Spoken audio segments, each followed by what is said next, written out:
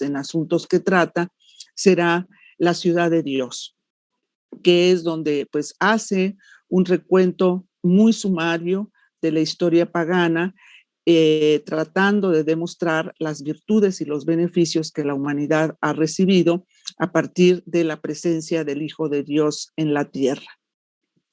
Sabedor San Agustín de que no había escrito una obra propiamente historiográfica, que más bien pensó en aquel público que estaba más acostumbrado a leer textos de filosofía, pues él decidió, se dio cuenta que su trabajo no es el único que hace, pero sí el más conocido, no estaba al alcance de mentes más sencillas que también era necesario persuadir y sobre todo demostrarles que el sufrimiento humano que todavía permanece una vez que el cristianismo ha empezado a propagarse, tiene un sentido, tiene una razón de ser, algo que no entendían algunos o muchos de los que se habían adherido a esa nueva fe religiosa.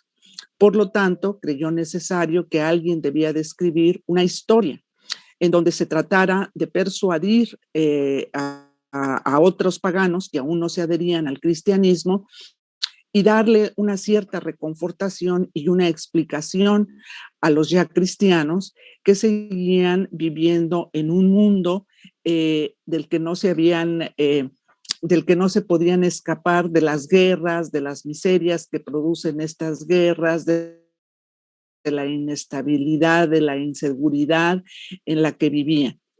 Y le pide a un amigo de él, no se sabe bien si fue directamente su discípulo, Paulo Orosio, que escribiera una historia desde la perspectiva de la visión cristiana. Y pues va a cumplir muy bien Paulo Orosio con un texto que se llama Historia contra los paganos.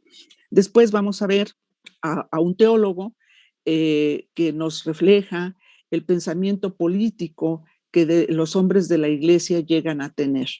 El texto que vamos a revisar no es la obra teológica de San Agustín, de Santo Tomás, perdón, que es la Suma Teológica, sino un texto muy breve en donde él va a sostener que la mejor forma de gobierno para las sociedades del presente como las del pasado es la monarquía, el gobierno de un solo hombre, porque esto es el reflejo de cómo se gobierna el universo, puesto que el universo es gobernado por uno, por Dios. En consecuencia, los hombres también tienen que ser gobernados por uno, que es el monarca, que no necesariamente es Dios en la tierra. Tiene altas responsabilidades el monarca, es un hombre falible, él reconoce las limitantes que puede llegar a tener este gobierno cuando los monarcas no cumplen debidamente con su cometido de mantener el orden, la seguridad, la tranquilidad de sus gobernados y pues de ahí que él recomiende, bueno, él le recuerda al monarca que no se olvide que el último juicio, el más importante, es el de Dios y que a él tendrá que darle cuentas de la forma en que había ejercido el poder. De ahí se va a derivar la idea del derecho divino de los reyes, pero en realidad eso no es lo que directamente está planteando Tomás de Aquino en este breve texto de la monarquía, porque es muy pequeño, que infortunadamente quedó incompleto y lo completó pues un compañero de orden de Tomás de Aquino, que era de la orden de predicadores, era dominico, y pues eso es lo que tenemos hasta nuestros días. Después veremos otro tipo de historiografía que se gesta por seculares, es decir, por gente que vive en el mundo. En primer lugar, haré una referencia, aunque breve, de la crónica real, de estas crónicas que se empiezan a escribir sobre las monarquías, sobre las diferentes monarquías que fueron apareciendo a lo largo de la Edad Media en donde se ve una preocupación de estas monarquías por dejar testimonio claro de cuál es su origen, de por qué detenta el poder una determinada dinastía, cuáles son los beneficios que tienen como monarcas, los súbditos, etcétera, entre otros muchos temas. Otro género importante surgido en la Edad Media es la crónica caballeresca. Bueno, en esta crónica real pues está el origen de las crónicas que se escriben en la Nueva España en los siglos de la colonia. La crónica caballeresca es la que escriben fundamentalmente pues diversos personajes que participan en las cruzadas. Recuerden pues estas entradas que se dan a Oriente con el fin de rescatar los lugares santos que habían caído en manos eh, de los árabes y que pues los árabes no tenían una confesión religiosa apropiada para tener en sus manos estos lugares santos. Entonces, pues muchos de los participantes que acompañan a sus respectivos monarcas o van en nombre de los monarcas a estas guerras, porque son varias las cruzadas, pues se dan a la tarea de escribir los méritos que han realizado en favor de su monarquía y en favor de la cristiandad. Es decir, esta idea de que se sirve a Dios y se sirve al rey, que van a ser pues muy abundantes estas crónicas caballerescas en muy distintos estilos, narrando diferentes experiencias. Algunas de ellas francamente hablan de las experiencias de saqueo que llevan a cabo por los lugares donde van pasando. Y por último, pues el surgimiento de algo muy importante, porque de alguna manera nos está anunciando ya los cambios que se van a dar en la escritura de la historia, que es la crónica urbana. Una crónica que se realiza o que contiene la historia de una ciudad, de la ciudad a la que pertenece el autor. Generalmente todas estas crónicas urbanas están escritas por un oriundo del lugar sobre el cual se está presentando una historia, generalmente largas, muy pocas son breves, de un lugar. Pero además tienen otra singularidad esta crónica urbana, que en la mayoría de los casos está escrita por un grupo social que busca que no es nuevo, pero que sí está alcanzando una gran relevancia en el contexto de la ciudad a la que pertenece, que son los comerciantes. Los comerciantes, quienes consideran que tienen derecho a participar del gobierno de sus ciudades porque ellos habían contribuido con mucho al engrandecimiento de su ciudad natal. La conocen y una muestra de dar el lugar donde pueden mostrar este amplio conocimiento que tienen sobre su lugar de origen es precisamente escribiendo. Y en esas obras generalmente insertan algunas de las actividades que ellos han realizado. Otra característica importante, además de estar escrita por este grupo social que se está consolidando, que es la burguesía, también tiene otro rasgo importante estas crónicas urbanas, que empieza a mirarse con ciertos ojos críticos la dirección de Dios en el universo. ¿Por qué? Porque se revalora las capacidades humanas para ser ellos, la humanidad en su conjunto, los que definan la historia. No solamente, sin dejar de ser cristianos, sin dejar de reconocer el influjo divino que en momentos determinados puede suceder, sí empieza, digamos, a verse un proceso de secularización de la historia. Allá no considerar como causa primera, la causa primera de todas las cosas que sería Dios, sino más bien poner atención en la actuación de los hombres como los que van progresivamente tejiendo su historia. Entonces, en este sentido, pues es un género importante porque está ya anunciando los cambios que vamos a ver en el Renacimiento. La historiografía del Renacimiento también ofrece una enorme variedad de géneros historiográficos. Aquí simple y sencillamente están enunciados dos autores puestos en orden de su nacimiento, más no en el orden de la escritura de sus respectivos trabajos historiográficos, porque el primero que escribió fue Guicciardini, pero son dos florentinos que pusieron mucha atención en un aspecto que ya habíamos visto ser tratado en la historiografía clásica, pero que ahora apoyado, que es particularmente el caso de Maquiavelo, en la experiencia de los pueblos de la antigüedad, indudablemente, pues particularmente Roma, en la política de los romanos, ellos van a tratar de diseñar una nueva política para estos tiempos que han cambiado, sin dejar de reconocer que en el pasado pueden encontrar algunos ejemplos que les permitan a ellos en su presente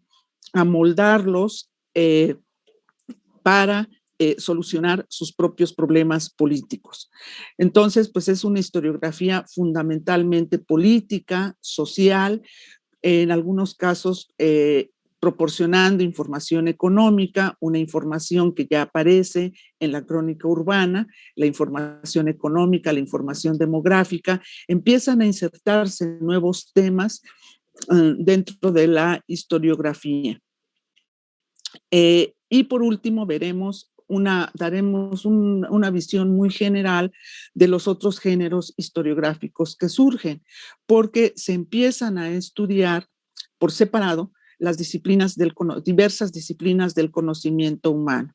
Historia de la música, historia de la medicina, historia de la astronomía, historia de algunos de las invenciones que consideran más importantes llevadas a cabo por la humanidad, como puede ser la imprenta, como puede ser la escritura, historias del arte, es decir, se diversifica mucho el ámbito de la historia y sale de esos temas que fundamentalmente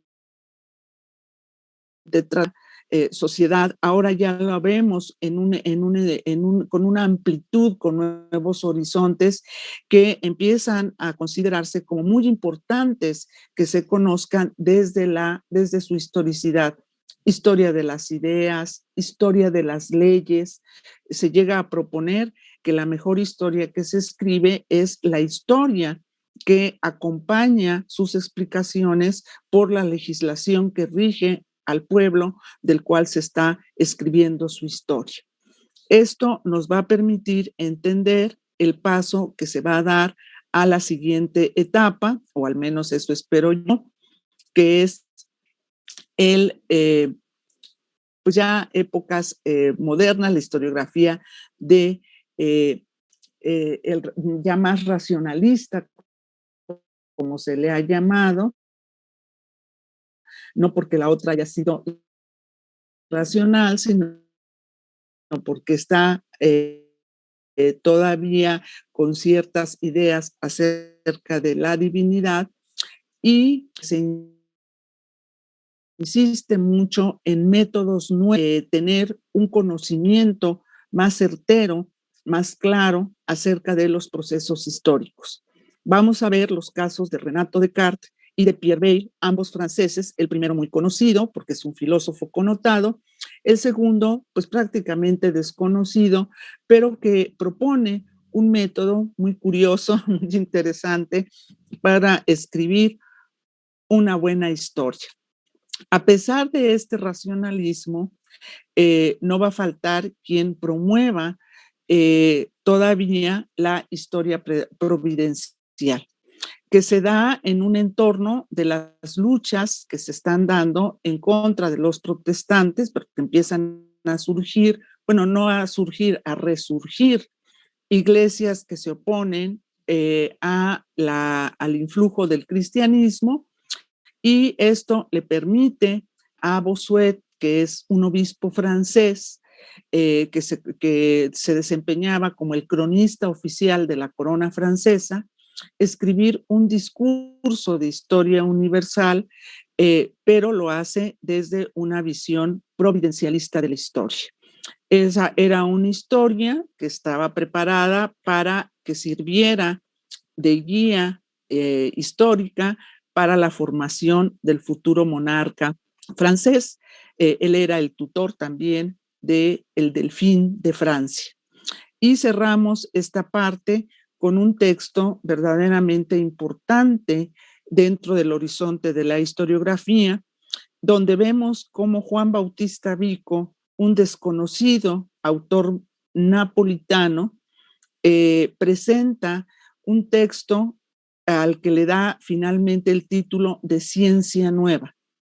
Y esta ciencia nueva es ni más ni menos que la historia, pero una historia vista sin dejar de reconocer que existe Dios y que Dios ha ordenado el mundo. Es una historia que está dividida en 3 etapas, porque el interés de Vico fue crear un esquema lo suficientemente amplio que pudiera ser aplicable a cualquier grupo humano que existiera sobre la faz de la Tierra.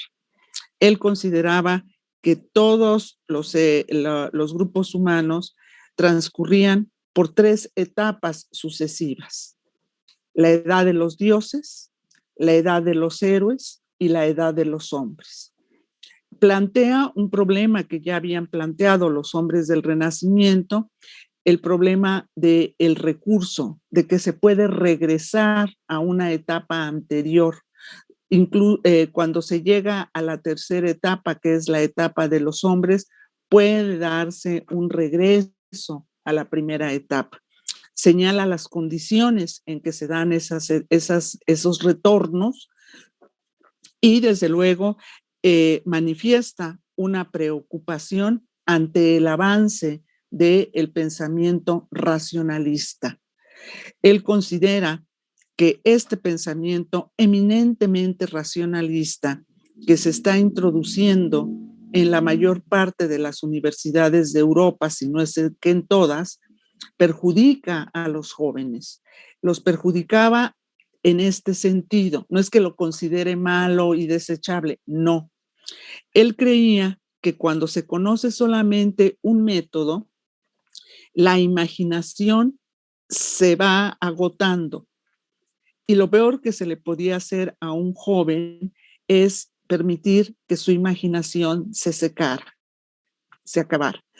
Entonces, son varias razones las que lo llevan a escribir este texto, que en su momento no tuvo repercusión alguna, pero que es redescubierto en el siglo XIX, es traducido al francés, y esto le empieza a dar una proyección a la obra de Juan Bautista Vico.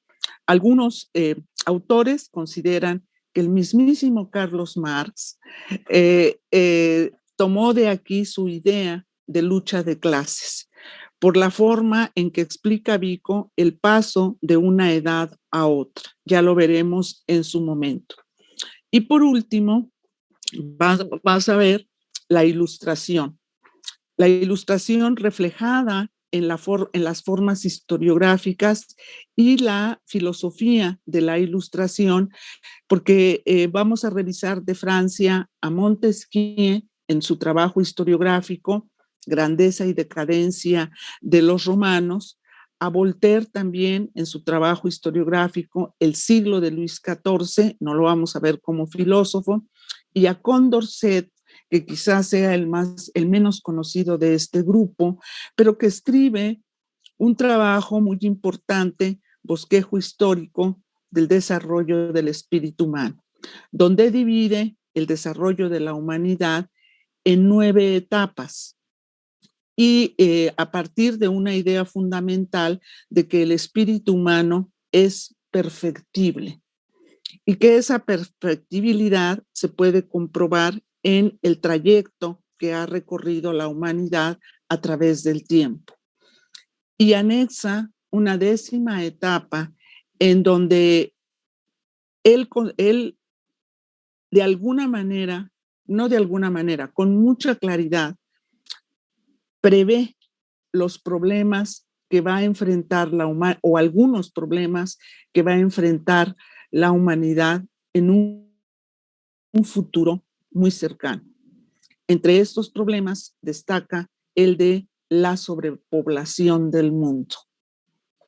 Entonces, trata de, en esta 10ª edad que él presenta, no solo de alertar a la humanidad acerca de estos problemas que se van a presentar en el futuro en vista del desarrollo que se tiene y la capacidad, dada la experiencia humana que se tiene, de poder conjurarlos.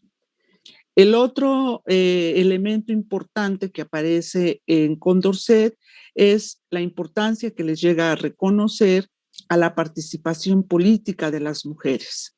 No está hablando de una participación amplia, de que se les concedan grandes escaños en las distintas instituciones del Estado, pero sí reconoce que es muy importante que a las mujeres se les conceda el derecho a votar, porque tan ciudadanas son ellas como ciudadanos eran los varones.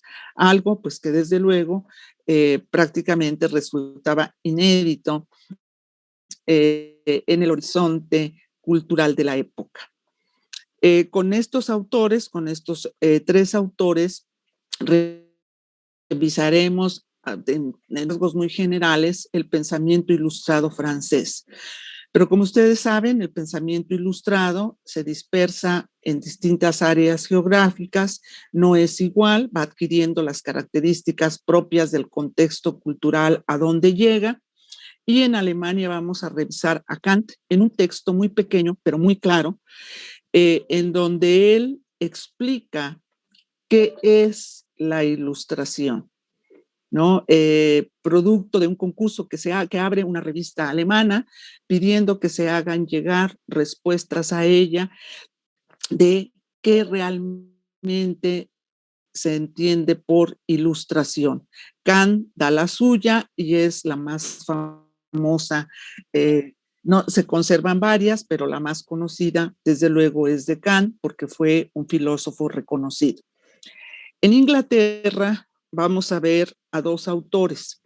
Edward Gibbon, que escribe una historia de Roma, por cierto, escribe una historia de Inglaterra, de Roma, pero sí desde una perspectiva distinta a la que tradicionalmente hemos conocido.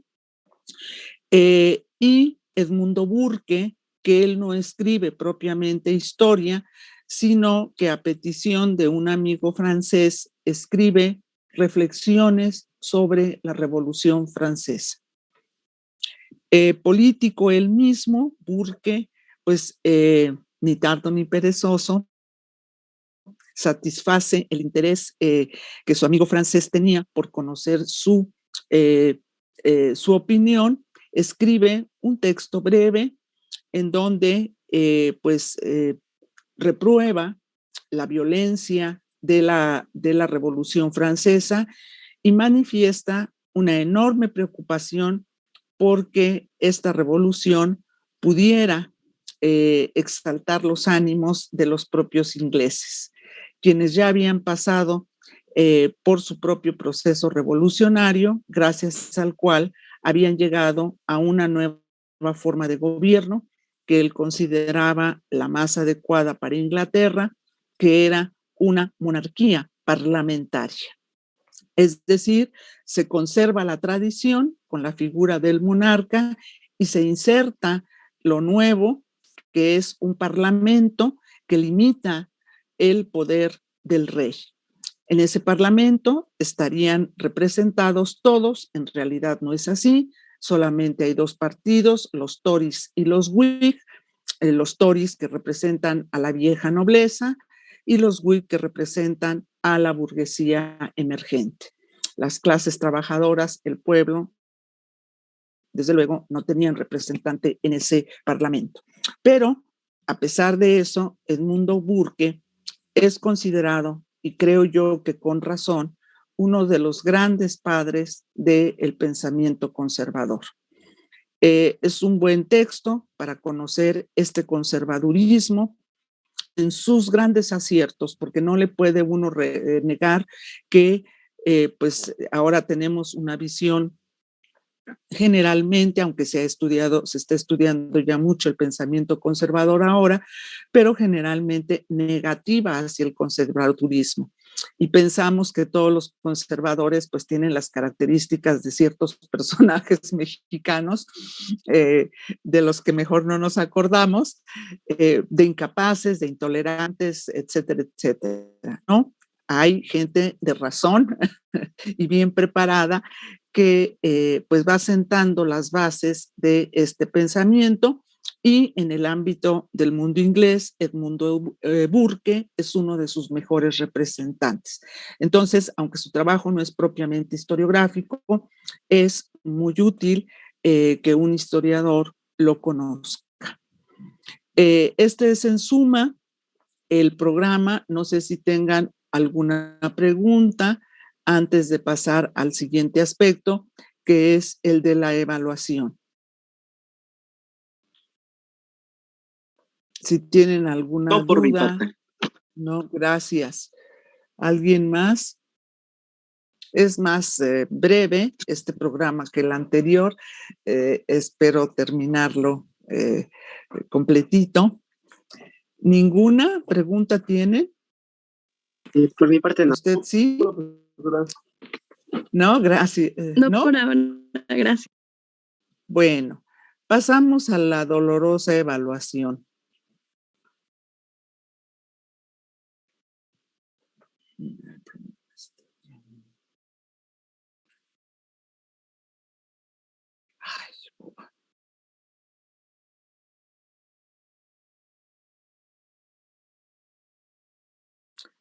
Sí me están escuchando bien, ¿verdad? O yo nada más supongo. Todo bien. No, sí se escucha bien. Sí. Gracias. Bueno, aquí les señalo dos trabajos parciales sobre las lecturas guiadas. Yo se los reduzco con mucho gusto a uno, dadas las circunstancias que tenemos, y que a pesar de que existe la posibilidad de que regresemos en marzo, lo cual a mí me da mucho gusto, la verdad, pero pues bueno, no sabemos la pandemia qué decida, nuestro comportamiento, a ver qué determina.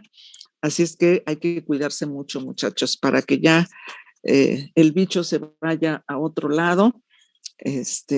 No, más bien que se vaya a otro lado, que desaparezca o se debilite, algo, a que algo le pase, pues.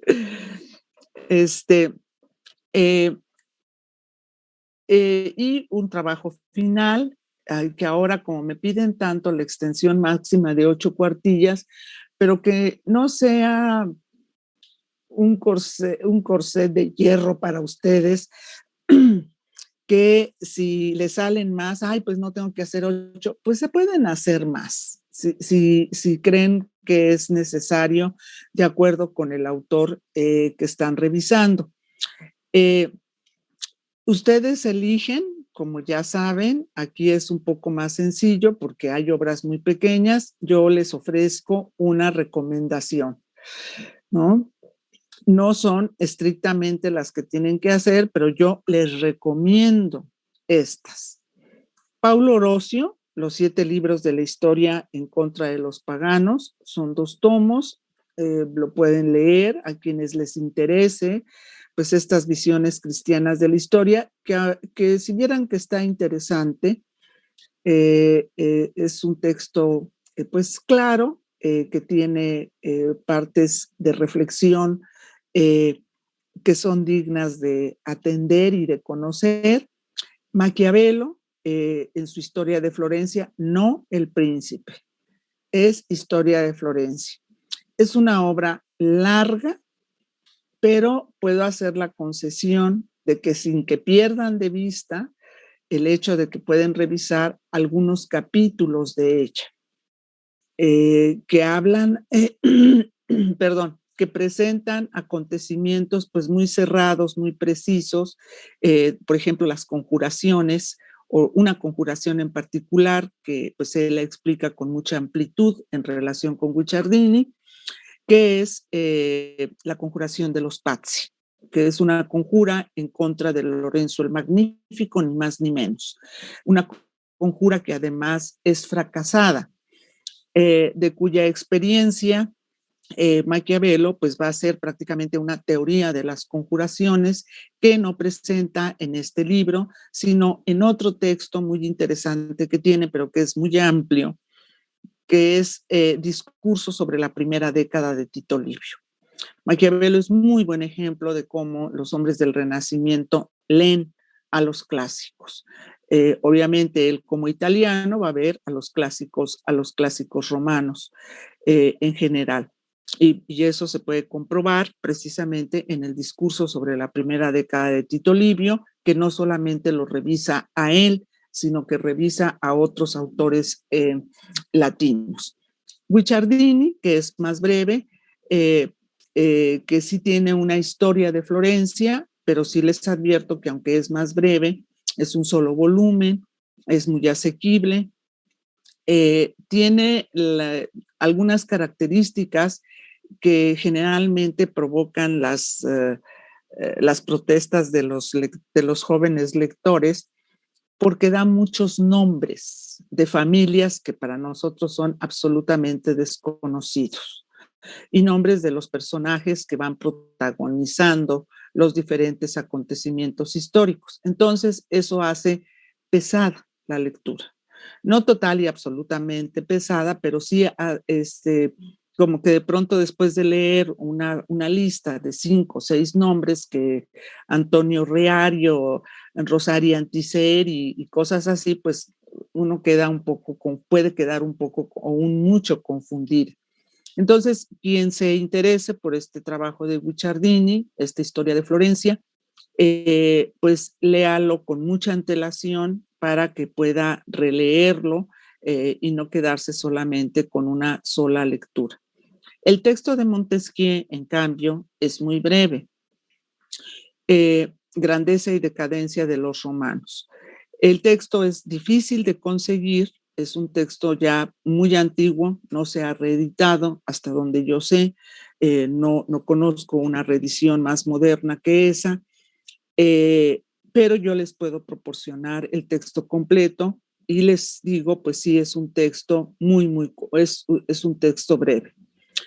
De Edmundo Burke, las reflexiones sobre la Revolución de Francia, pero por favor no pierdan de vista que no es una obra propiamente historiográfica, es una obra de reflexión, de opinión sobre lo que está ocurriendo en Francia a partir de la experiencia, de la información que él conoce acerca de la revolución, de la experiencia que tiene Inglaterra y sobre todo el temor que tiene Edmundo Burke de que el ejemplo francés pueda tener repercusiones en Inglaterra, porque sí había quienes consideraban que pues era necesario para Inglaterra proceder de la misma manera en que estaban procediendo los franceses para que se diera una verdadera transformación del sistema político y social de Inglaterra.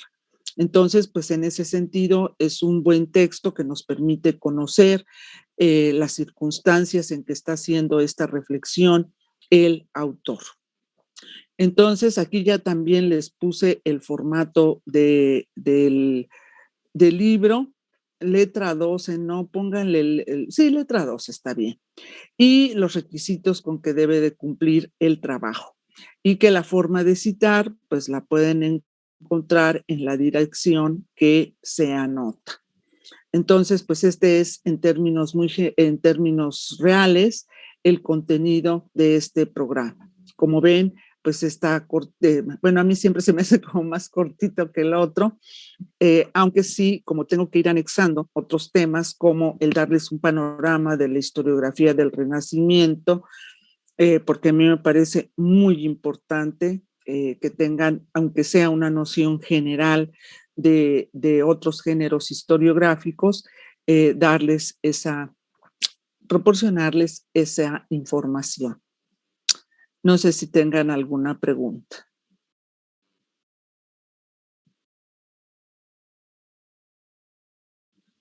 Por mi parte. Por su parte, no, me imagino. No sé. Muy bien, la escuchamos.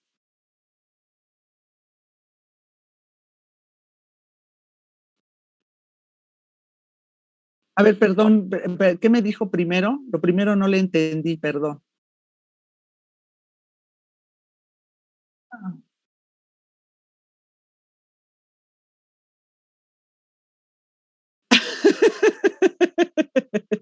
Va a ver, pregunta por los capítulos.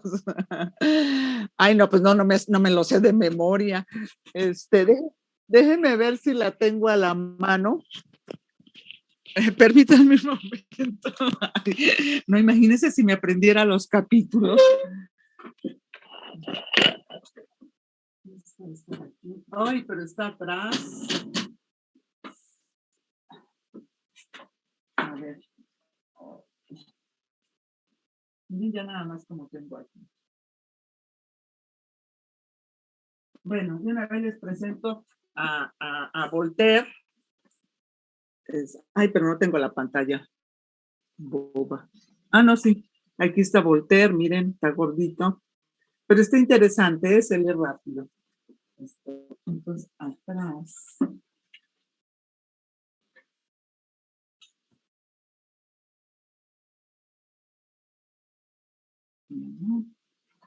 Y después los meten.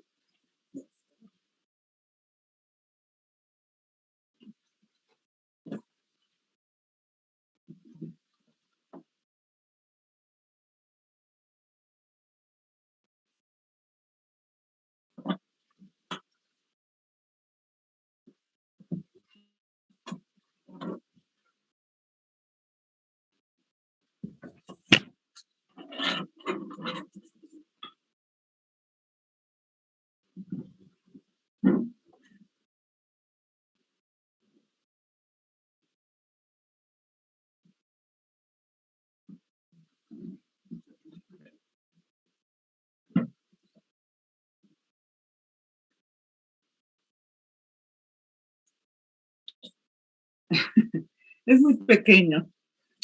Yo no tengo dónde sentarme.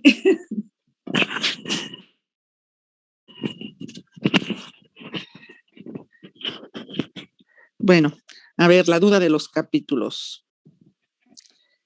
Son...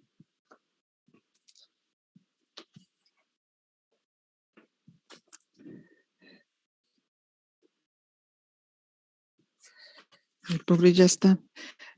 Este libro tiene una triste historia. Antes tenía yo la costumbre de prestarlos a los alumnos y una vez lo presté y no me lo devolvieron. Afortunadamente tenía yo una fotocopia y esa es la que tengo ahora. Por eso ya no presto mis libros.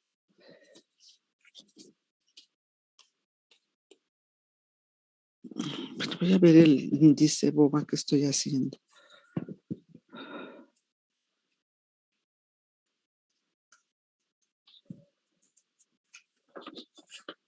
$23 capítulos. 23, pero mire, es muy delgadito. Es un texto muy, muy chiquito. Mire. Entonces, pues sí es bastante leíble. ¿Algún otro autor que quiera saber cuántos capítulos tiene? Pero no elijan por capítulos. Elijan por el tema, por lo que les interese leer. Ay.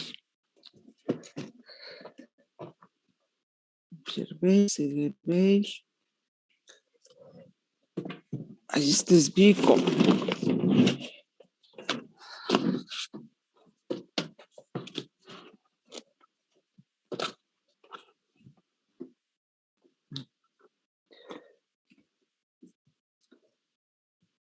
Este es Vico. Vico.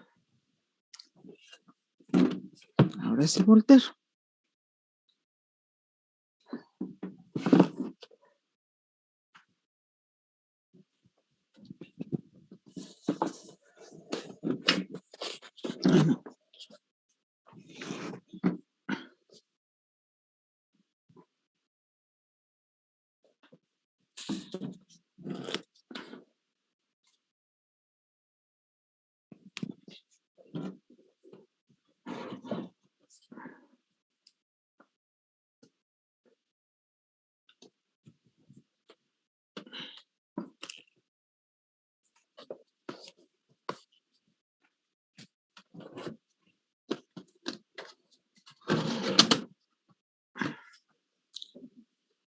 Listo. Bueno, ¿alguna otra cosa? ¿Cuál era el nombre del alumno al que se lo prestó para ir a buscarlo? No me acuerdo. No lo volví a ver, ¿eh? Ya ven que sucede mucho que pues empiezan, pero no terminan, no, como que no les gusta, no sé, pueden ocurrir muchas cosas, pero no volvió. Entonces, pues perdí mi libro. Y no lo he podido volver a conseguir, lo conseguí en una librería de viejo, lo recuerdo bien. Y ya después conseguí una fotocopia. Bueno, no, antes ya la tenía yo la fotocopia y ya después lo encontré en una librería de viejo. Estaba ya un poco deteriorado, pero bueno. ¿Alguna otra pregunta? Volvamos a lo nuestro. ¿Alguna otra pregunta? Creo que no. No, profesora, no por mi parte. Entonces empezamos con nuestros temas.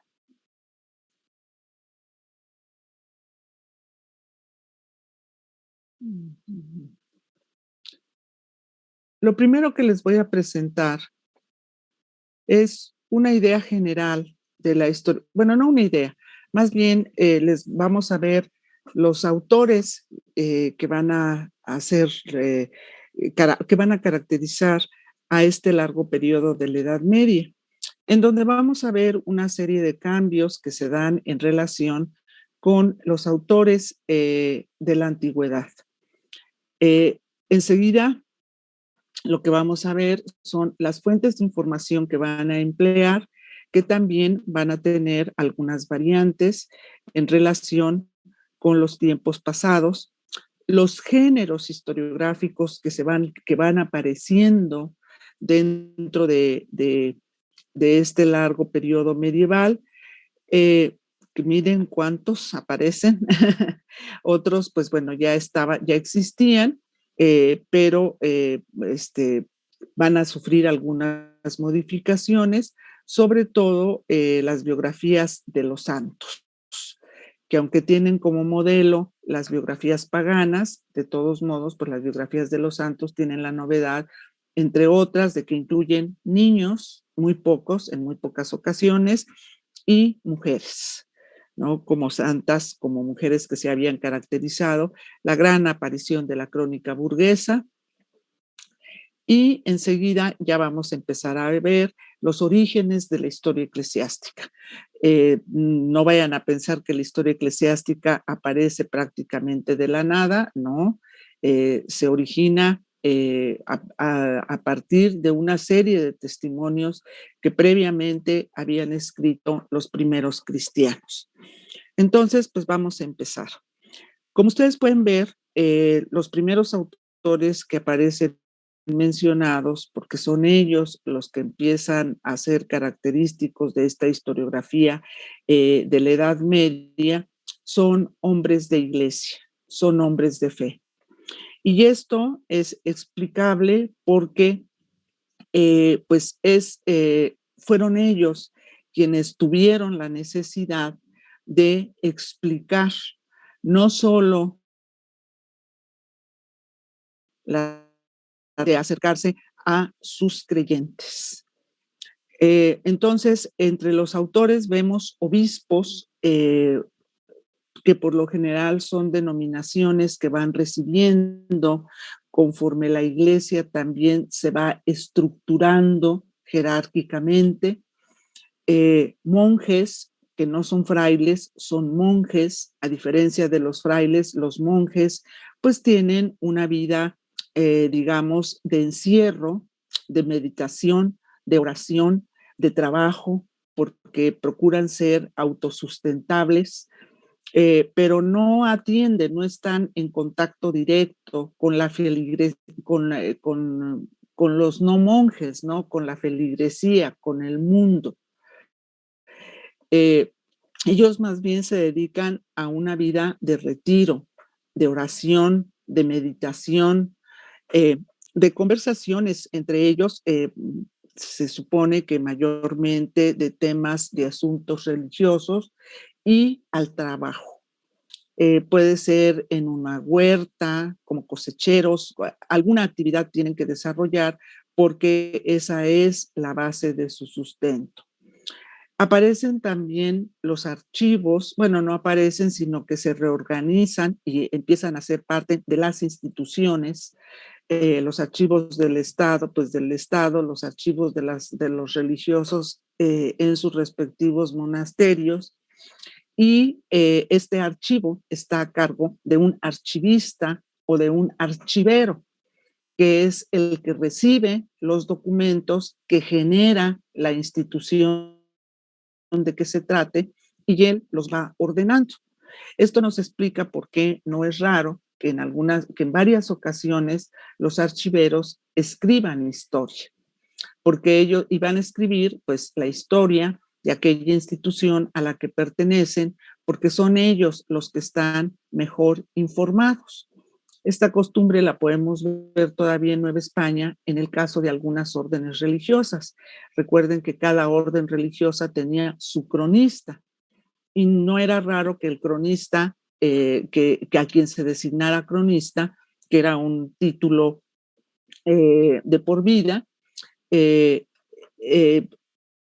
le diera a quien se encargaba del archivo, al archivero o archivista. El siguiente personaje que escribe historia, pues no es nuevo, esto ya lo hemos visto, que son los hombres de armas. Quienes van a la guerra hablan sobre su experiencia en la guerra, sobre los acontecimientos en que directamente participaron o en aquellos que conocieron a través de otros testigos directos del hecho. La novedad, las otras dos sí son novedades, son los universitarios. Jóvenes que han pasado, recuerden que las universidades se crean en la Edad Media, aunque sí en algunas ocasiones se han tratado de ligar con algunos antecedentes en la antigüedad, pero de todos modos, pues en la Edad Media las universidades van a ser centros muy importantes de formación de los jóvenes. Y algunos, a pesar de que no existe en la Edad Media la carrera de historia, generalmente son teólogos los que van a escribir historia, aunque también va a haber jóvenes que han estudiado derecho o leyes, los que van a escribir historia.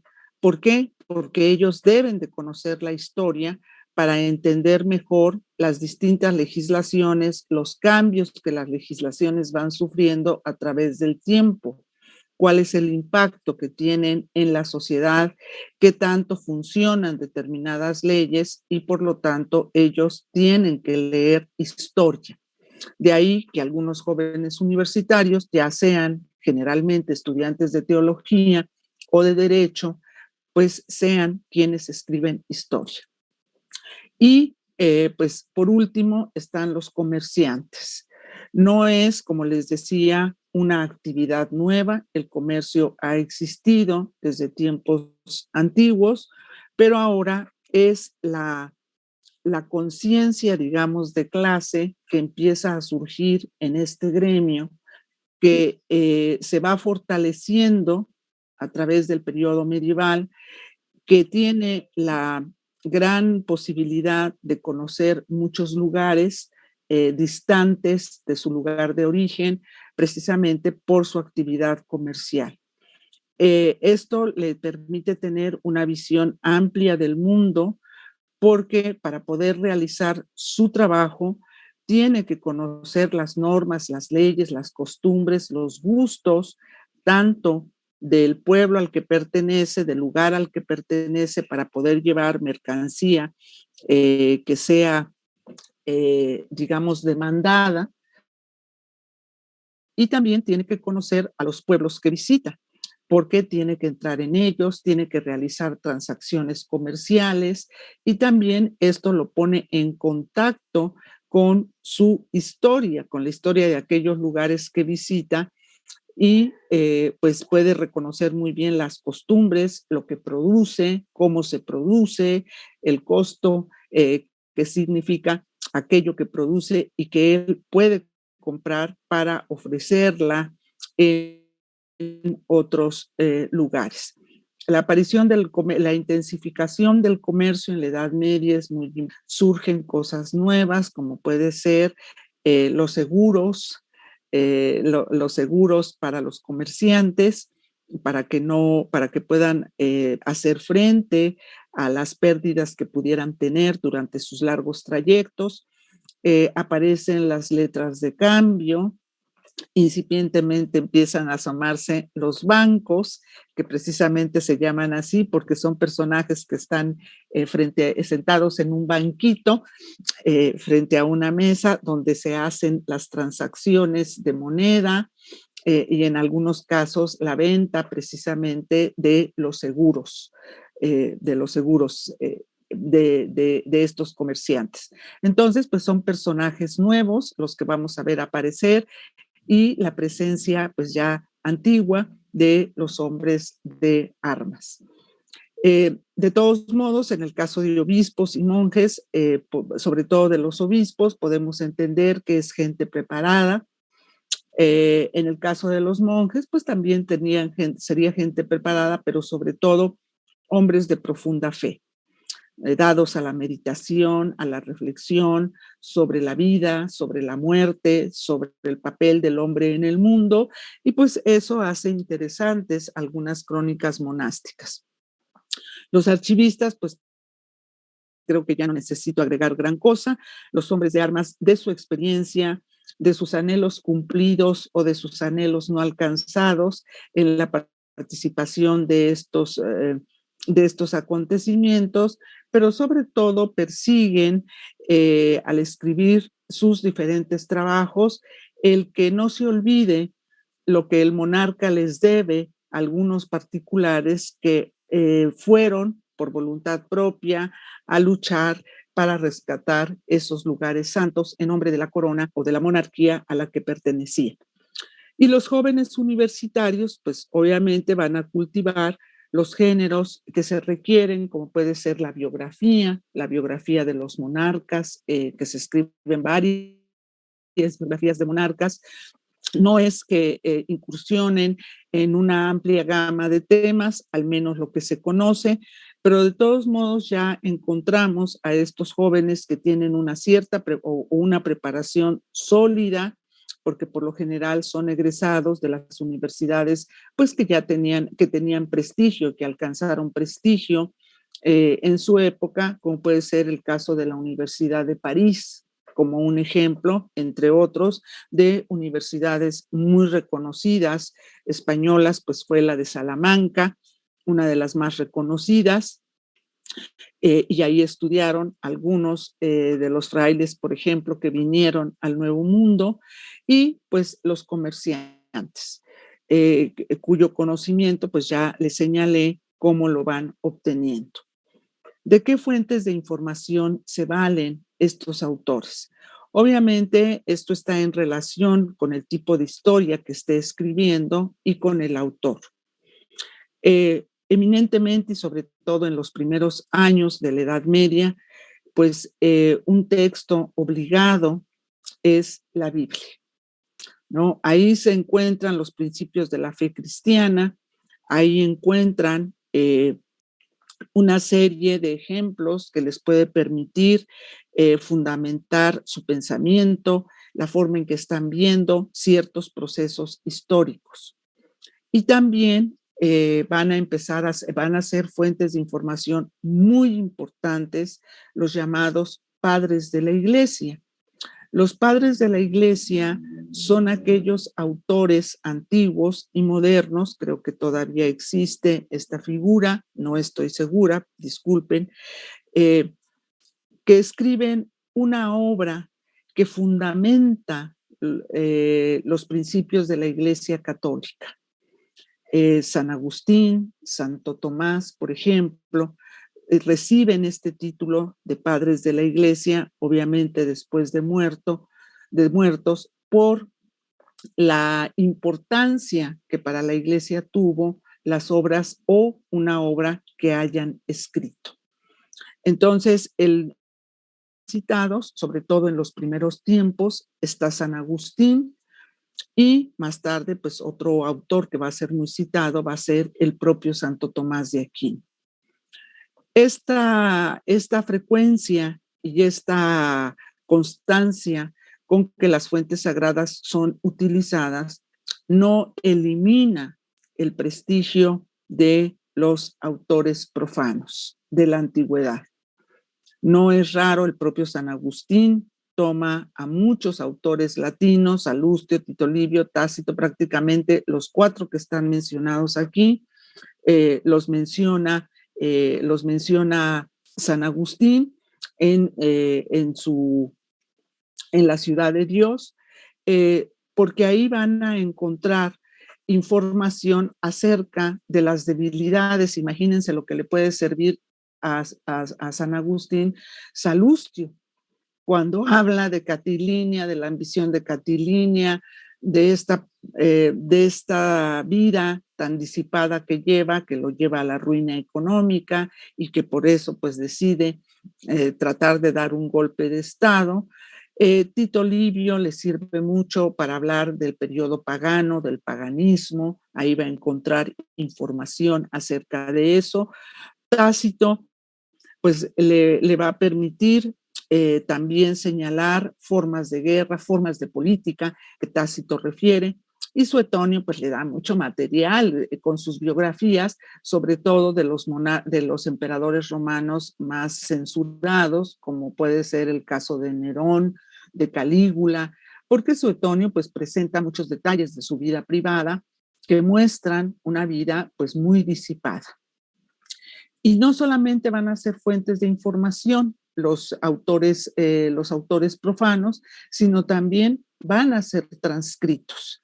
En una época en que no hay imprenta, la reproducción de las obras se hace por escrito, los transcriben varias veces, eso también va propiciando la pérdida, porque no siempre se transcriben completos, se transcriben partes que interesan a los temas que se están escribiendo, y también pueden ser imitados, ¿no? Se imita el estilo, la concreción, la forma en que organizan sus relatos, puede haber muchas variantes en la forma en que son imitados. Imagínense cuántos le puede servir pues los discursos que a veces insertan, por ejemplo, Salustio, para hablar de las prédicas de algunos apóstoles, de algunos o sucesores de los apóstoles que se proponen a propagar el cristianismo.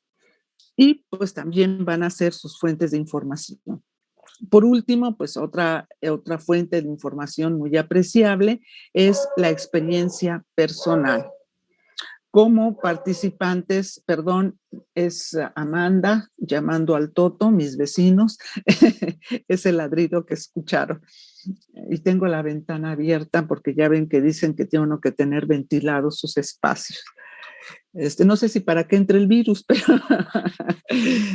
no, para que circule el aire y no se estacione el virus, según entiendo. Bueno, entonces,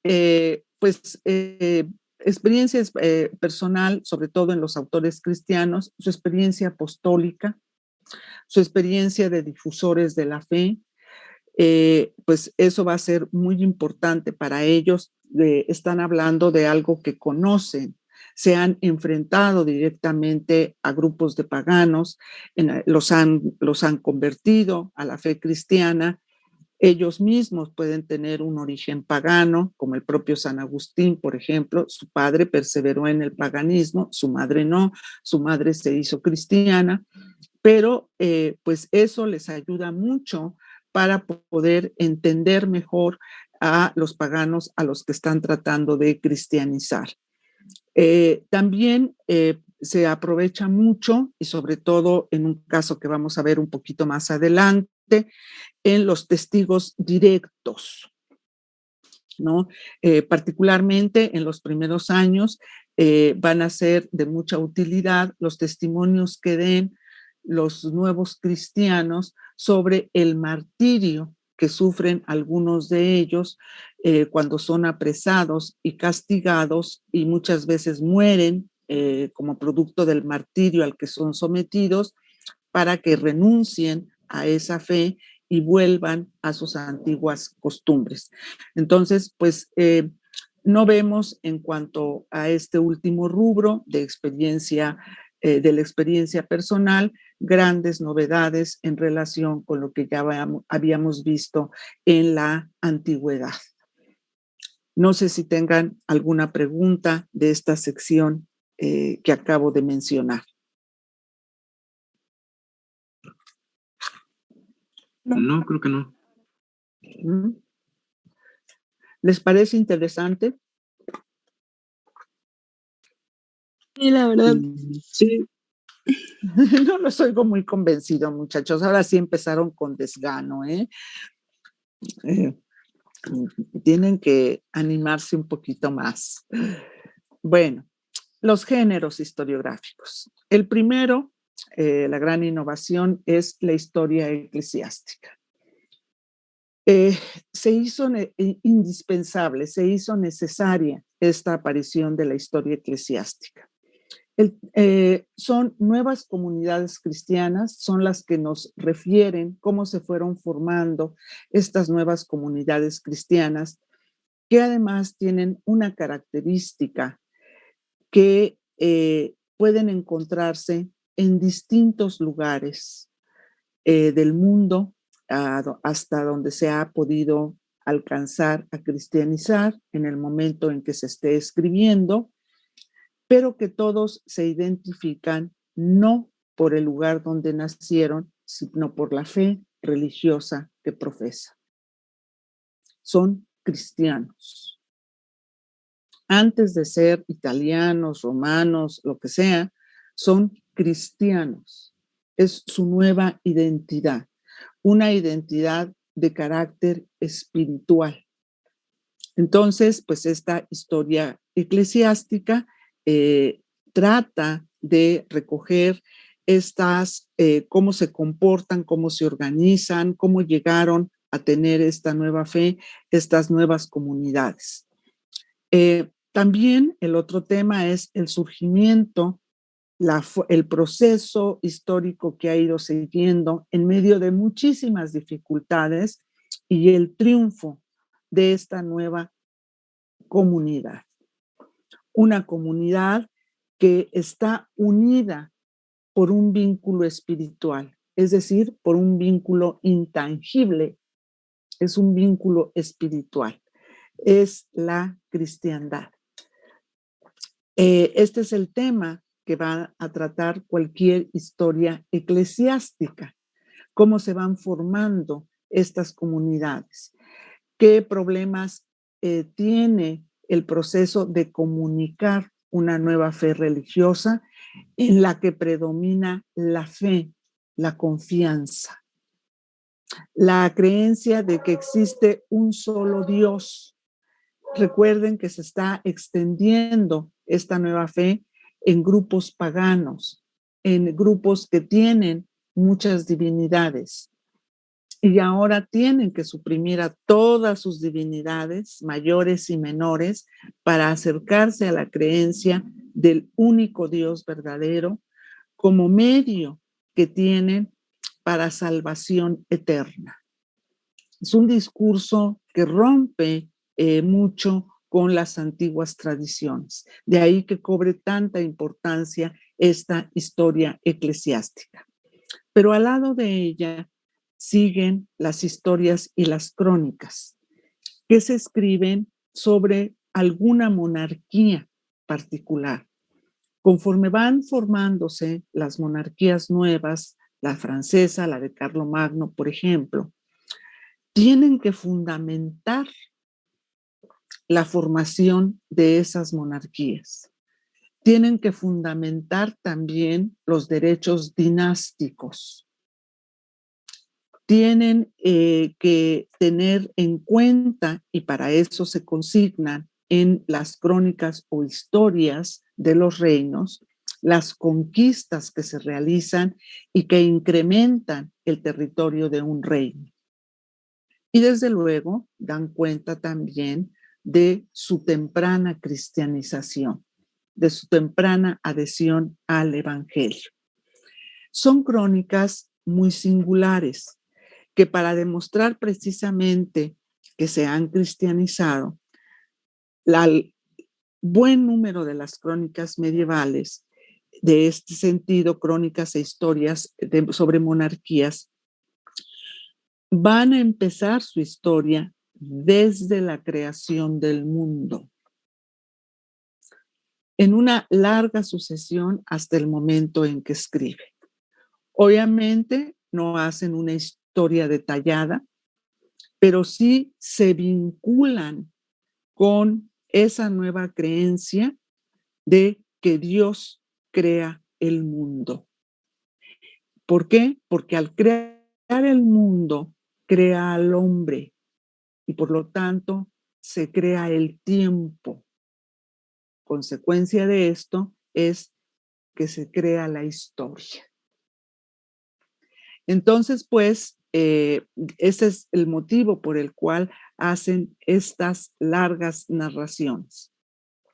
De estos géneros que les acabo de mencionar, empiezan a desglosarse ciertos acontecimientos que se incorporan en las llamadas enciclopedias, espejos de historia, flores de crónicas y también florilegios, que son selecciones de acontecimientos que se compilan de historias y crónicas más amplias.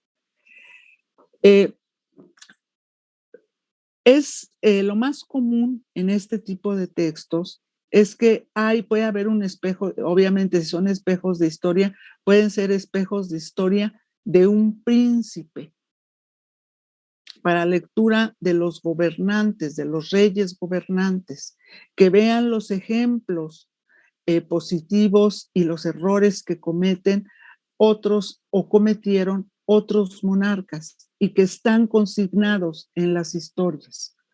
Eso le sirve a quien está leyendo como ejemplo a seguir o como ejemplo de lo cual debe no hacer.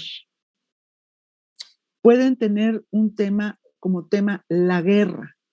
Entonces se seleccionan de diferentes libros batallas famosas, batallas singulares. ¿Para qué? Para que quien lo lea pueda ir viendo diferentes formas de hacer la guerra, dependiendo de la época, dependiendo del lugar, dependiendo de los contrincantes, etcétera, etcétera. Forma a alguien que va a escribir historia y forma también a alguien que se dedica a la milicia, de interés también para un monarca, para un gobernante. Entonces, por eso muchas veces no las hacen así como enciclopedias en donde podemos encontrar de todo, sino que se ciñen a un tema.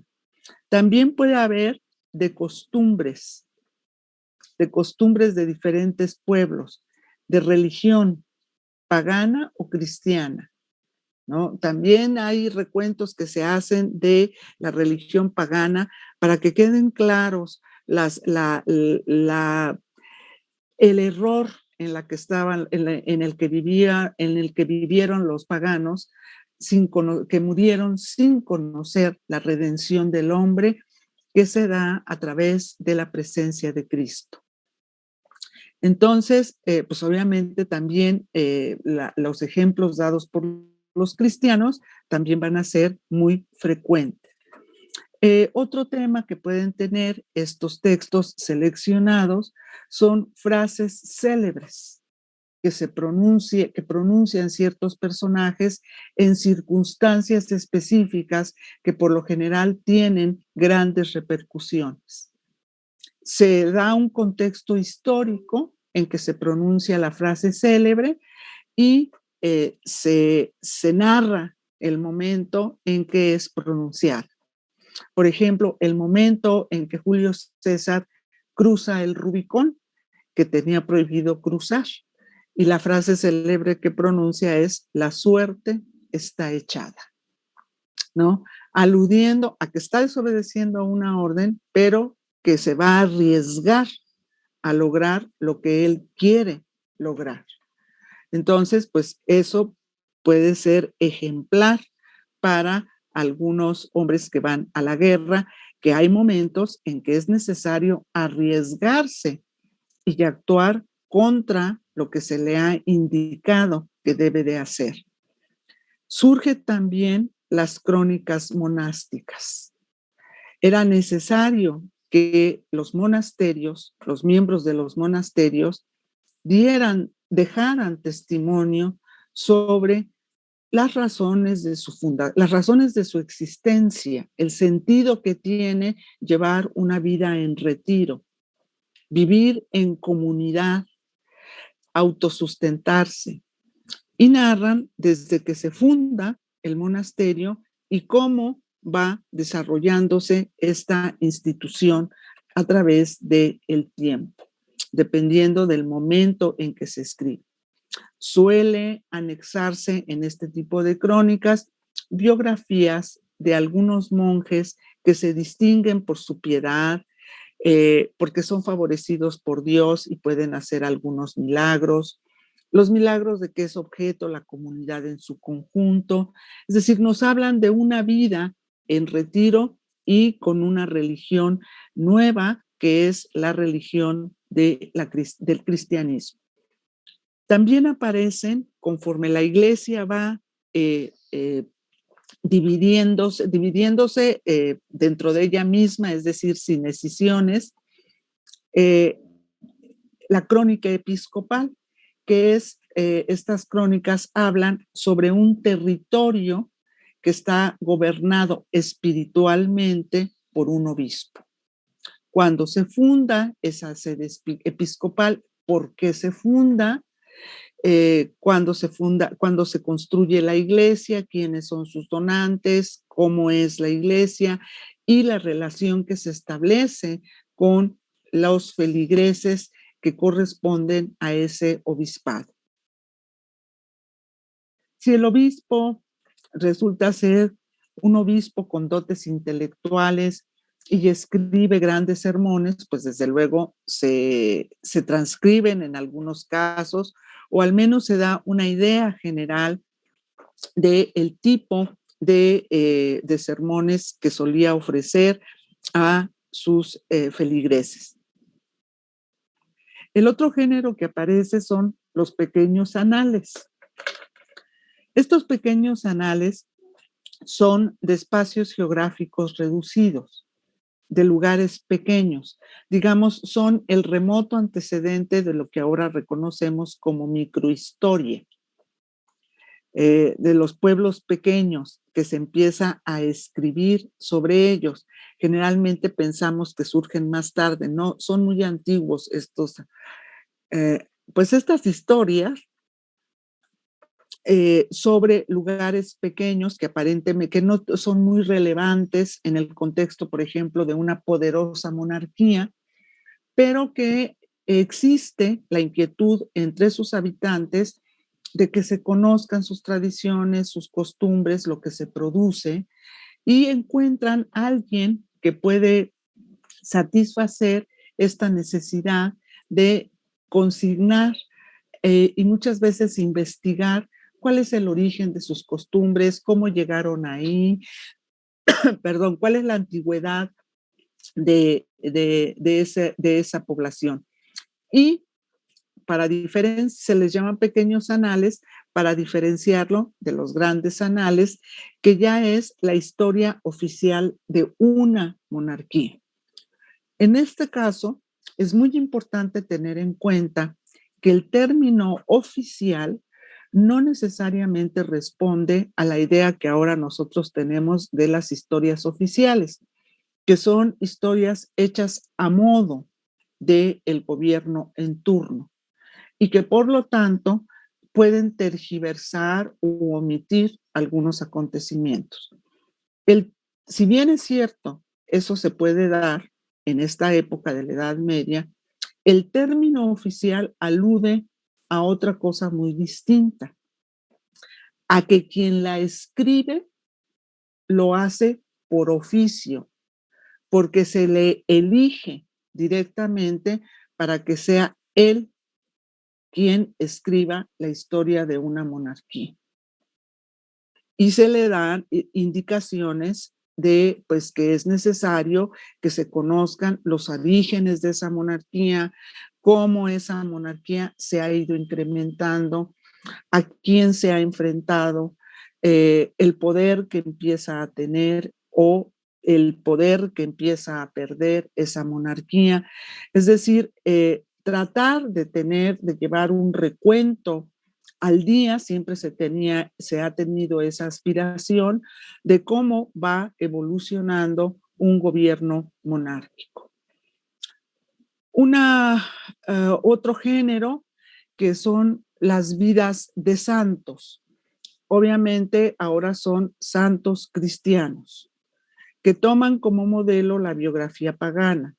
Estas biografías de santos generalmente están elaboradas para conmemorar la memoria de aquellos hombres y mujeres, y en algunos casos niños, que se distinguen por la fortaleza en su nueva fe cristiana. Y que muchos de ellos mueren en el martirio. Y que, y que todo buen cristiano los debe de tomar como ejemplo de una recta vida cristiana. Tiene un doble objetivo la elaboración de estas biografías. Por un lado, la conmemoración, en el recordar a los santos en una fecha específica, cuando se conmemora su día, por la fecha de su muerte o por la fecha de su nacimiento, para que se puedan leer en las reuniones de los cristianos y recordarles que ese día fue martirizado o ese día nació tal personaje que tuvo las siguientes características, y obviamente se exaltan sus virtudes cristianas. Si antes fue pagano y después se convirtió al cristianismo, que las primeras biografías pues tienen esa característica obvia, pues cómo a pesar de eso llega a convencerse de la nueva fe. Eso fortalecería a la cristiandad en su conjunto. Son buenos ejemplos que deben de seguir, a los cuales debe de apegarse todo cristiano. De ahí que muchas de ellas estén escritas de la forma más sencilla que le es posible a los autores para que sean inteligibles a gente que no tiene una gran preparación, pero que la forma en que se les presenta, lo que se les dice, pues tienen esta meta de fortalecer su fe. Otro género que aparece en la Edad Media es la llamada crónica real, que también es una historia oficial de una monarquía, pero ahora otra vez el término oficial pues tiene ese sentido de, perdón, ya la había yo señalado, ¿verdad? La de la crónica oficial. Ya saben las características y la idea de oficial. Esto sobre todo, pues lo vamos a ver cómo repercute en las Indias, la crónica oficial de las Indias. Recuerden López de Velasco, Antonio de Herrera y Tordesillas, que son los más famosos, pero desde luego hay todo un elenco durante el periodo de la colonia, donde existía esta crónica oficial de las Indias. Se origina precisamente en la crónica real. Por otro lado, están las biografías y memorias de los reyes, que son estas sí, historias no oficiales. Y muchas veces escritas por enemigos de los reyes o por, que son súbditos de los reyes, pero que estuvieron enemistados con determinados monarcas. Y en algunas ocasiones, pues generalmente son muy críticas. Por ejemplo, en el caso de estas biografías y memorias de reyes, no es raro que escriban una biografía sobre Pedro el Cruel, agregándole el mote con el que se conoce. Entonces ya el hecho de que sea Pedro el Cruel, ya de entrada uno sabe con quién se va, con qué tipo de personaje se va a encontrar. O Felipe el Piadoso. Bueno, pues ya sabemos que ahí vamos a ver a un monarca que se caracterizó por su piedad cristiana. Entonces, aquí sí es un medio muy libre para poder criticar, pero también elogiar a un determinado monarca. Se sienten, tienen esa libertad, pues porque no tienen vínculo directo, al contrario, muy señaladamente, pueden tener una rivalidad con la casa reinante. Está también la crónica caballeresca, que es por excelencia la crónica de las cruzadas, algunas de ellas muy interesantes por su sinceridad, sobre todo cuando refieren, pues que en realidad algunos de estos grupos que salen bajo el pretexto de las cruzadas, pues se dedican en buena medida al pillaje, ¿no? Al pillaje de los lugares por donde van pasando, de los lugares a donde llegan, y pues que a su regreso pueden poseer algún pequeño caudal. Y por último, la crónica burguesa, donde vamos a conocer la actividad desplegada por estos burgueses. El término todavía no aparece, se les reconoce como comerciantes. El término burguesía va a aparecer más tarde, aproximadamente para el siglo XVIII ya es más común hablar de burguesía, pero este término burgués porque son de un burgo, de una ciudad, y van a referir las actividades, pero sobre todo las aspiraciones de este grupo social que sí es emergente, es un término que se usa mucho para calificar a este grupo, pero no es nuevo. El comercio, como ya les decía antes, es una actividad muy antigua de la humanidad, pero ahora lo que hace diferente a estos comerciantes es que se sienten orgullosos de su actividad por los enormes dividendos que van adquiriendo. En otras épocas, el ser comerciante o el ser banquero, por ejemplo, en la Edad Media, el ser banquero era muy mal visto porque se entendía que pues cometían pues el grave pecado de la avaricia. Y los comerciantes pues tampoco es que fueran muy bien vistos precisamente por este contacto que establecen con cualquier pueblo, porque en ellos rige más bien su deseo de comerciar, su deseo de lucro, su deseo de enriquecerse. Entonces, pues tienen la necesidad también de demostrar la utilidad que tiene la actividad que desempeña. Entonces, pues aparece esta crónica burguesa que revisaremos a través de un comerciante florentino, Giovanni Villani. Entonces, pues estos son los géneros historiográficos que surgen durante el periodo medieval y pues No sé si tengan alguna pregunta que hacer al respecto. ¿Cuál es el nombre? No. Si tengan alguna pregunta que hacer en relación con esto que les acabo yo de explicar, espero al menos con relativa claridad. ¿Alguna duda que tengan, alguna curiosidad que sientan por tener más información sobre esto? Digan.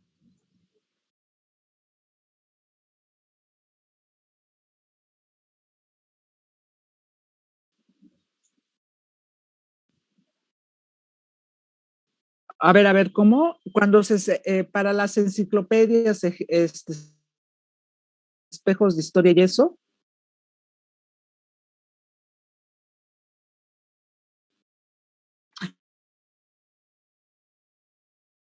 No, los martirios, ¿no? A ver, voy a regresarme y me dice usted más o menos en dónde estaba apuntado. ¿O no quiere que me regrese?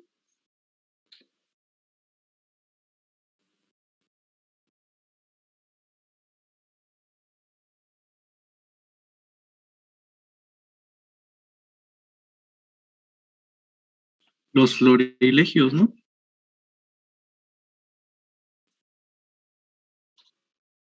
Florilegios, así como suena. Sí, florilegios, ay, gracias, quien nos sopló la respuesta. Los florilegios, flores de crónica, es que no están apuntados. Yo me acordé de ellos, ahorita dije, ahí no puse los florilegios. Se escribe así, florilegios.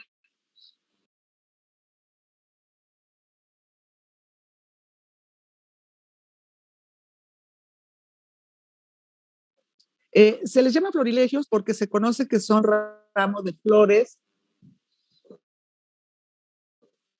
Cuando se hace, ¿qué? Perdón, no te escuché la pregunta.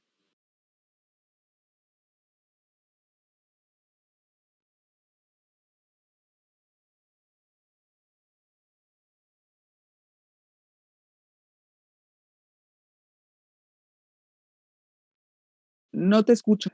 Ahora sí, ya, sí. Ya no te escuché nada. Pues yo ya no sé de quién es. Yo lo único que veo es un enredijo de cables en la calle y ya me explicaron que los cables que están enredados en otros son precisamente los cables del internet, de la telefonía, que tienen prohibido hacerlo, pero que de todos modos se cuelgan de los cables de la luz. Y que eso también provoca cierta interferencia, eso me dijeron. Y por aquí, por mi casa, para que les cuento, el cablerío enredado que hay en diferentes partes. Entonces, pues obviamente eso provoca los problemas que tenemos de comunicación. El desorden es lo que nos tiene así, pero bueno. A ver, ahora sí, ¿la podré escuchar? ¿La podremos escuchar? Ya te estoy escuchando.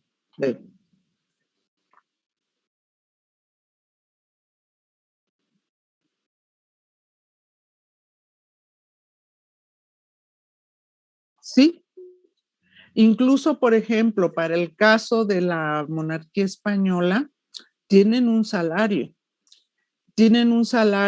El cronista oficial de Indias, por ejemplo, tenía un salario que se le pagaba en 3 exhibiciones en diferentes momentos del año.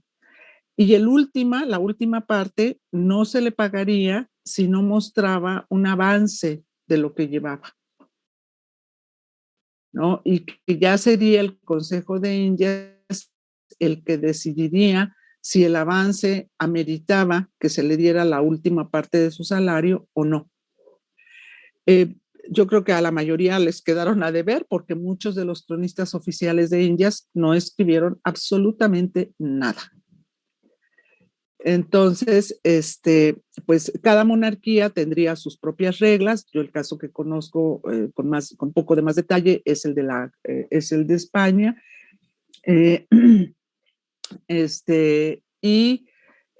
Pero pues es así, ¿no? El cronista estaba obligado. Y pues sí se le daba libertad, ¿no? Por ejemplo, el caso que yo conozco es el en donde, bueno, sí se llegan a censurar la primera crónica oficial de Indias de Juan López de Velasco. Se publica hasta el siglo XIX hasta el siglo XX. Y la edición va marcando los párrafos o las líneas que están censuradas en el original. Afortunadamente, la censura no puso mucha tinta sobre las partes censuradas, sino simple y sencillamente una raya. Y por eso podemos conocer lo que se censuraba. Entonces, sí son sometidos a censura. Ese es un caso, el de la primera crónica oficial, la Historia Universal de las Indias de Juan López de Velasco. En el caso del otro cronista, que es, ya se me olvidó su nombre, a él lo que le pasó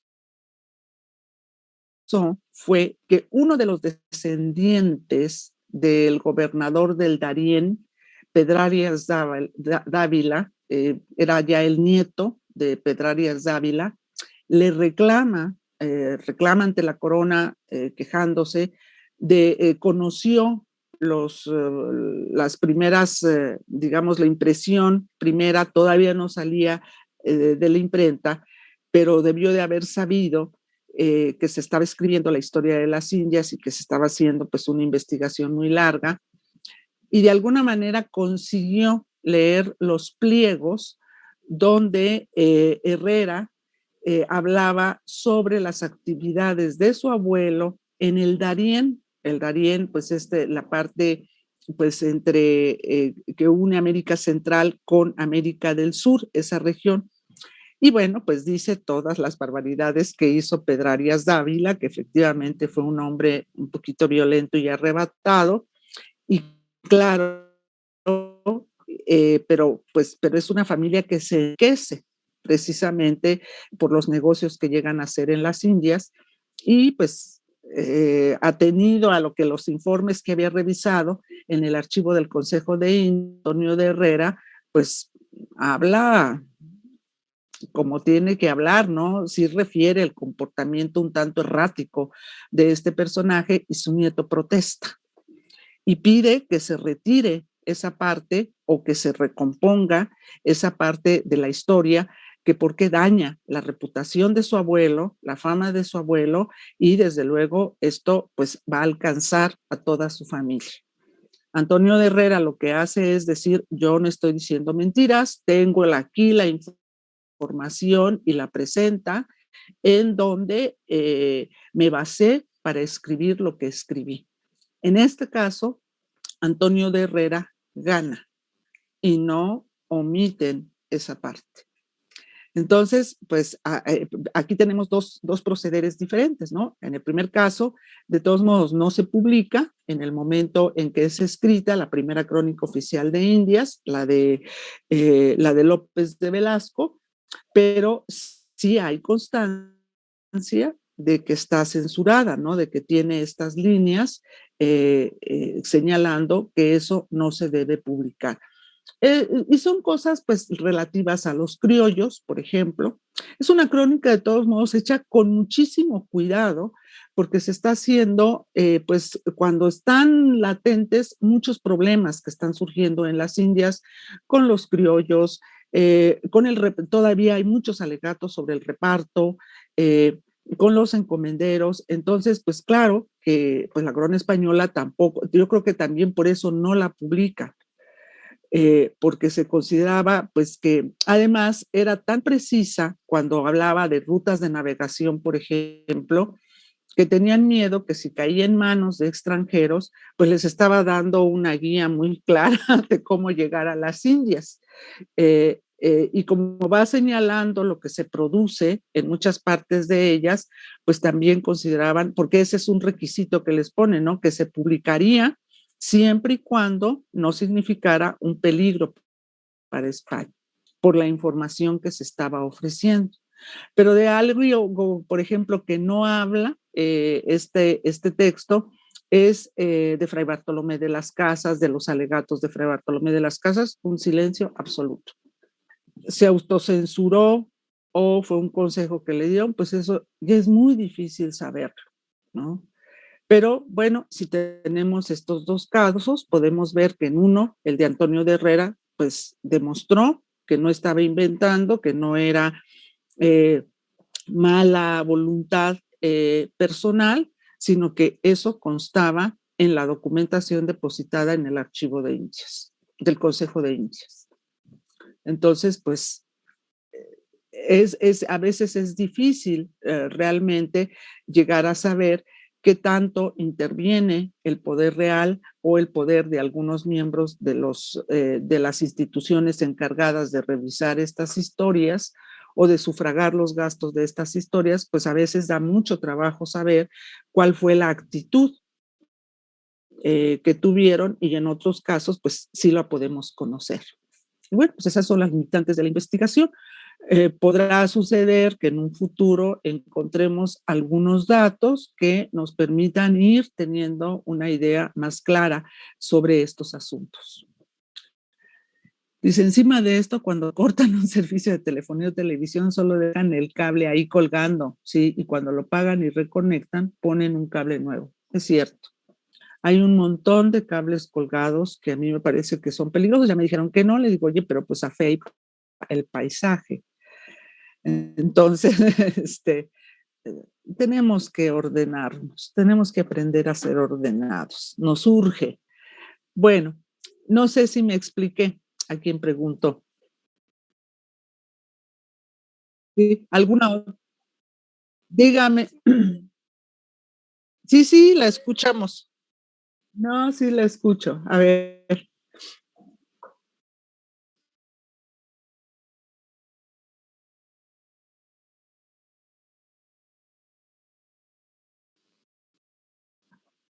No, no leían. No, claro, no. El grado de alfabetismo era bajísimo. Se las leían. Generalmente se leían en las ceremonias religiosas que hacían. Así como ahora le leen el Evangelio, claro, como no van a misa, no saben. Ay, tampoco yo voy a misa. Ay, es que los curas me tienen muy descontenta. Qué barbaridad. No, la iglesia ya es ya una facha, pero bueno, perdón. Ahora sí como López Obrador, con todo respeto, pero sí se pasan. Sí, se leen, son cosas que se leen, no están pensadas como ahora. Pues esa costumbre permanece. Si ustedes visitan estas librerías especializadas en asuntos religiosos, católicos, desde luego, van a encontrar que ahora se hacen cuentos ilustrados para niños. Entonces, bueno, ustedes les llaman cómics, pero son cuentitos ilustrados que cuentan las vidas ejemplares, así se llama la colección. Y ahora, como últimamente han canonizado a varias personas y entre ellos a varios mexicanos, pues eso sí, no sé si ya empezaron a salir, yo me imagino que sí. He visto libritos en donde narran la vida de los mexicanos que últimamente han o canonizado o al menos declarados como siervos o beatos, ¿no? Juan Diego es beato, no es santo, nada más es beato. Entonces, pues, no es una costumbre que no se ha perdido, el de la biografía. Y sí, el modelo es un modelo pagano. Pero pues ahora con las modificaciones les digo que impone pues la ejemplaridad, la ejemplaridad espiritual. Ese es el texto por excelencia de la Edad Media, es la leyenda dorada, en donde el término leyenda se utiliza no como la idea, la concepción que ahora tenemos de leyenda, sino como lo que se debe leer. Entonces es una colección de vidas de santos ordenadas de acuerdo con el calendario litúrgico cristiano, para que fuera una lectura constante a lo largo del año relacionado con la fiesta religiosa que se celebra dentro de la iglesia. Y todos los días se les fuera leyendo una biografía o se les recordara, si era el nacimiento de Cristo, pues el nacimiento de Cristo, ahí pues la biografía posible de Cristo, ¿no? Que es bien difícil la biografía de Cristo. No hay datos precisos acerca de ella. Bueno, eso ya lo veremos más adelante. Entonces, pues, más o menos así está lo de las biografías de santos para ser leídas. ¿Alguna otra pregunta? Ya no. ¿Alguien más? ¿Les ha quedado más o menos, bueno, no más o menos, les ha quedado claro lo que les acabo de explicar? A mí, por mi parte, sí me quedó más claro. Sí. ¿Les parece interesante esta historiografía medieval? Digna de ser conocida, recordada.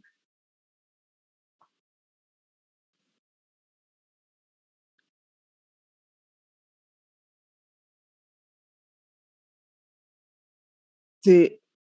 Fíjense que ayuda mucho a veces para entender la historia, algunos textos de historiografía novohispana.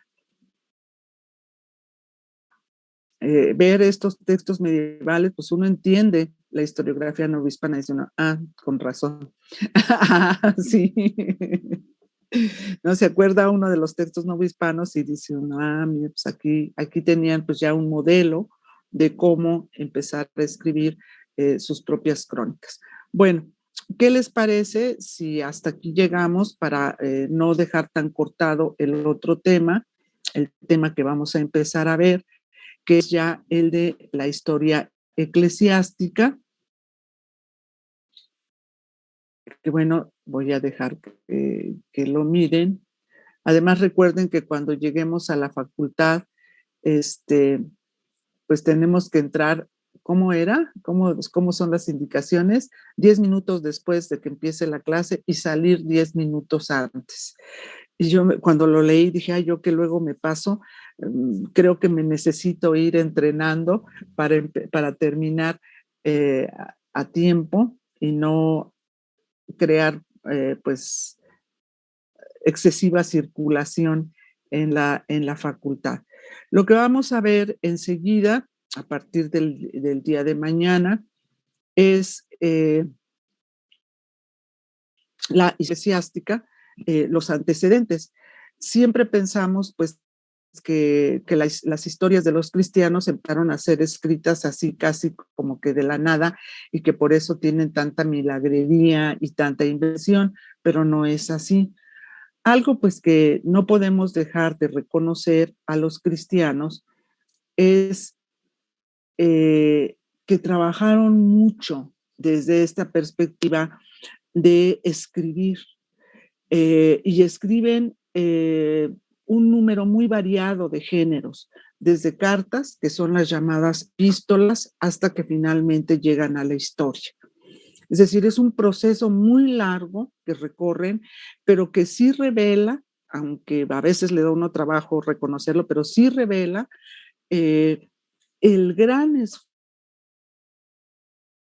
esfuerzo que llegan a hacer los cristianos de nueva fe. Algo que sí les quiero señalar es que no se imaginen que el grupo desde sus orígenes es homogéneo, que todos llegan a estar de acuerdo. No. Se dividen mucho. ¿Por qué? Porque no todos creen lo mismo acerca de que si Cristo, por ejemplo, ¿no? Uno de los temas que más se discute, que si Cristo es hijo de Dios. ¿Cómo se puede pensar que Cristo es hijo de Dios si nace de una mujer que se reconoce y se le atribuye un padre específico que es José? Eso para muchos era algo que no tenía sentido. Y pensar que Cristo era coeterno con el Padre, es decir, tan eterno como el Padre, pues era algo que tampoco se podía sostener. Ese tipo de discusiones es lo que va separando a los cristianos. A fines del siglo pasado apareció un libro muy interesante que se llama precisamente Los cristianismos derrotados, en donde se da esta explicación de cómo se va conformando el canon, los principios a los que todo católico cristiano se debía de atener, pero en medio de una enorme discusión. Y presenta toda una larga variedad de posturas que se tienen frente a la idea de Dios, a la presencia de Cristo en la tierra, a la prédica misma que Cristo hace a sus discípulos, en el empeño que se está teniendo de propagar la fe religiosa cristiana por parte de los discípulos que están a su vez preparando a nuevos discípulos. Todos esos temas los discuten mucho y eso los va dividiendo. En este estudio, muy seguramente se hizo precisamente, yo considero, él dice que en la actualidad hay más de 500 escisiones y grupos religiosos que se separaron de la Iglesia Católica, Apostólica y Romana. ¿No? Todas estas iglesias cristianas que hemos visto aparecer una tras otra, pues están separándose de la Iglesia Católica, Apostólica y Romana. ¿Por qué? Porque tienen una serie de desavenencias en relación con los principios que guían el cristianismo, etcétera, etcétera. Entonces, no es un fenómeno nuevo, eso es lo que él trataba de decir, no es un fenómeno nuevo, es un fenómeno muy viejo, nació con el cristianismo mismo. Y eso lo llevó a hacer todo este largo estudio de todas estas discusiones, que lamentablemente no tenemos tiempo de verlas aquí, porque pues ya sería más bien materia de religiones, y lo tendré que lo mencionaré nada más muy tangencialmente, ¿no? Pero no le dedicaré mayor espacio a ese tema, aunque sí reconozco que es interesante, pero no es propio ni indispensable para el proceso historiográfico. En fin, pues nos vemos mañana si ustedes no disponen lo contrario. Muchas gracias por su participación, muchas gracias por su presencia y cuídense mucho, por favor, pero mucho, mucho, mucho, mucho, para que nos podamos ver en persona pronto. Y cuando regresemos a la facultad, portémonos bien, sigamos las instrucciones que nos van a dar, ¿eh? No empecemos con desórdenes ahí. Muchas gracias a todos ustedes, que tengan buena tarde, coman sabroso y con calma. Que estén muy bien, nos vemos, porque tengo que terminar el pizarrón de la clase que sigue. Nos vemos, muchachos. Gracias.